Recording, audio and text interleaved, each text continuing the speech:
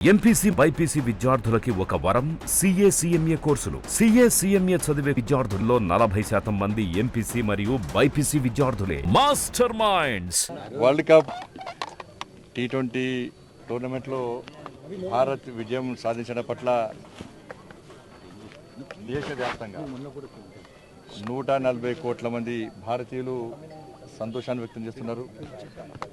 నిన్న దేశవ్యాప్తంగా ఒక కర్ఫ్యూ వాతావరణం, తప్పకుండా భారత్ గెలవాలని చెప్పి అనేక మంది పూజలు చేశారు, అనేక మంది ఆతృతతో ఎదురు చూశారు, భారత్ గెలవాలని కోరుకున్నారు.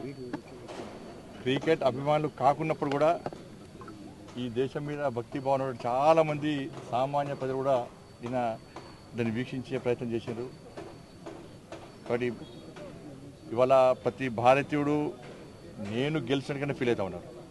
మరి కష్టపడి ఈ కప్పు సాధించినటువంటి భారత్ టీంకు భారతీయులందరి తరఫున హృదయపూర్వక శుభాకాంక్షలు. మా ప్రియతమ నేత దేశ ప్రధాని నరేంద్ర మోడీ గారు నా వెంటనే స్పందించి శుభాకాంక్షలు తెలపడం జరిగింది. కాబట్టి రాబోయే రోజుల్లో కూడా గతంలో 2011లో దాంతోపాటు 1980లో ఆడిన మ్యాచ్ కూడా చూపట్టి నేను మహేంద్ర అమర్నాథ్ వీళ్ళందరూ కూడా చూశాను, కపిల్ దేవ్ వీళ్ళందరూ కూడా. కాబట్టి అవన్నీ కూడా ప్రతి భారతీయుడు నెంబర్ వేసుకుంటున్నారు. కాబట్టి కప్పు గెలిచినటువంటి భారత టీంకు హృదయపూర్వక అభినందనలు, ధన్యవాదాలు.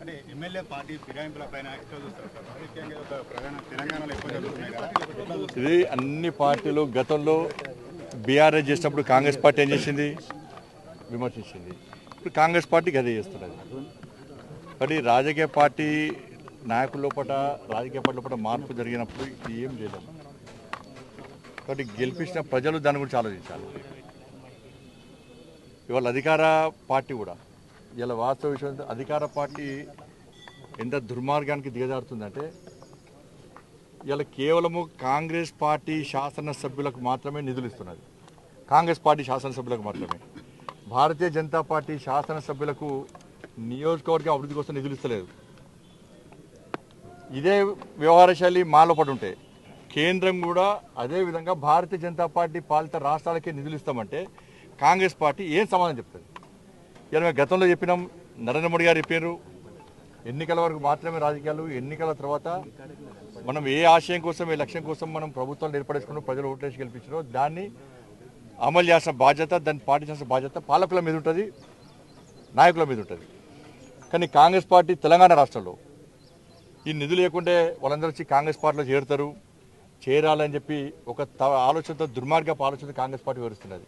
నేను మళ్ళీ హెచ్చరిస్తున్నా, మీరు అదే విధంగా వివరిస్తే, మేము కూడా అదే విధంగా వివరిస్తే వాళ్ళ తెలంగాణ రాష్ట్రానికి నష్టం జరుగుతుంది, తెలంగాణ రాష్ట్ర ప్రజలకు అన్యాయం జరుగుతుంది, తెలంగాణ అభివృద్ధి కుంటుపడుతుంది. మేము తెలంగాణ రాష్ట్ర అభివృద్ధి కట్టుబడి ఉన్నాం. మేము ఇలా అనేక మంది మంత్రులు వచ్చి ఢిల్లీకి వచ్చి కేంద్ర మంత్రులు కలుస్తున్నప్పుడు పాజిటివ్గా స్పందిస్తూ ఉన్నారు, తప్పకుండా సహకరిస్తామంటున్నారు, సహకరిస్తున్నాం కూడా. కానీ దాన్ని మా పిరిగితనంగానో లేకపోతే చేతగాంతనం భావిస్తే దానికి ఇబ్బందులు మీకే వస్తాయి, ముఖ్యమంత్రి రేవంత్ ఇబ్బందులు మీకే వస్తాయి.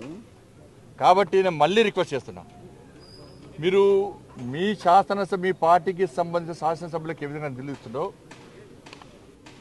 ఇతర పార్టీ భారతీయ జనతా పార్టీకి సంబంధించిన శాసనసభ్యులు కూడా మీరు నిధులు ఇస్తారా, ఇయ్యరా? క్లారిటీ చెప్పండి.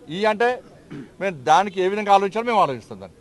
మరి ఈ వ్యవహార శైలి కరెక్ట్ కాదు. గతంలో బీఆర్ఎస్ పార్టీ ఈ విధంగా చేసింది, ఇలా తెలంగాణ రాష్ట్రం అప్పుల పాలైంది, ఏం జరిగిందో మీకు తెలుసు. కానీ ఒక్కొక్క మంత్రి పోయి ఢిల్లీ పోయి శాలగొప్పి వినతి పత్రాలు ఇచ్చి మేము నిధులు తీసుకొచ్చుకుంటాం, ఇక వీరితో ఏం కాదు అనుకుంటే ఇది మంచి పద్ధతి కాదు. నేను సూచన చేస్తున్నా, నేను హెచ్చరిస్తలేను, నేను సూచన చేస్తున్నా. ఈ వ్యవహార శైలి దయచేసి మీరు మానుకోండి. అందరు ప్రజాప్రతినిధులు ఒకే రకంగా చూడండి. అధికారులకు వచ్చి అయిపోయింది,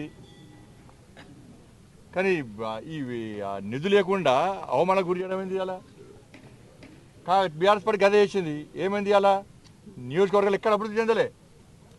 బీఆర్ఎస్ పార్టీ శాసనసభ్యులే అప్పుడున్నట్టు రాష్ట్ర ముఖ్యమంత్రికి, అప్పుడున్న ముఖ్యమంత్రికి తిరగబడే పరిస్థితి వచ్చింది. ఇప్పుడు అదే పరిస్థితి వస్తుంది. కాబట్టి మా శాసనసభ్యులు అనేక సందర్భాల్లో రిక్వెస్ట్ చేశారు, మీరు పట్టించుకున్నట్టు పాపన పోలే. ఇప్పటికనే చెప్తున్నా, గౌరవ రాష్ట్ర మంత్రివర్గ చెప్తున్నా, గౌరవ రాష్ట్ర ముఖ్యమంత్రి గారికి చెప్తున్నా, మీరు మా శాసనసభ్యుల విషయంలో కానీ ఇతర పార్టీ శాసనసభ్యుల విషయంలో కానీ మీరు మంచి ఆలోచనతో ఉండండి. అది అందరికీ మంచిది. వాళ్ళు కూడా 10 ఓట్ల వస్తేనే గెలిచారు. ఎంత మూర్ఖత్వం అంటే గెలిచిన శాసనసభ్యుని పక్క పెట్టి అక్కడ ఓడిపోయిన పోటీ చేసిన అభ్యర్థికి పైసలు ఇస్తామంటే ఇది ఇక్కడ ప్రజాస్వామ్యం. మరి మేము కూడా అదే చేయమంటారా? మమ్మల్ని కూడా అదే చేయమంటారా? మమ్మల్ని అదే చేయమంటే మీరు అదే విధంగా అదే పందా కొనసాగిద్దామంటే కొంచెం కొనసాగి మీరు అడిగానికి మీరు కేంద్ర ప్రభుత్వం ఎదుర్కొనే అవకాశం ఉంటుందా మీ ఎమ్మెల్యేలకు? మరి మాకు అటువంటి చెడు ఆలోచన లేదు, అటువంటి దుర్మార్గం ఆలోచన లేదు. మాకు రావాల్సింది తెలంగాణ రాష్ట్రం అభివృద్ధి చెందాలి. మీ పార్టీలకు తెలంగాణ రాష్ట్ర ప్రజలకు న్యాయం జరగాలి.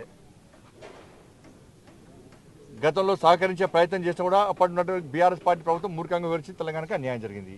ఇప్పుడు అనేక మంది మంత్రులు కలుస్తున్నారు, ముఖ్యమంత్రి గారు కలుస్తున్నారు. ఏ విధంగా స్పందిస్తామో తెలుసు. కలిసిమెలిసి పోతున్నాం. అనేక సందర్భాలు మంత్రులు నాగేశ్వరరావు నేను పాజిటివ్గా స్పందించిన.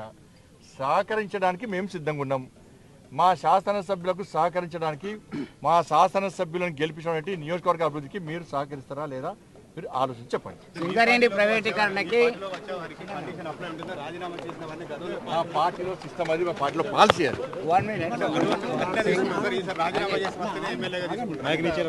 పార్టీ నిర్ణయించుకుంటుంది. సింగరేణి ప్రైవేటీకరణలో సింగరేణి ప్రైవేటీకరణలో కేంద్రం కుట్ర చేస్తుంది అని చెప్పి ఆరోపణ చేస్తుంది. ఇప్పుడు గతంలో బీఆర్ఎస్ పార్టీకి అదే చేసింది.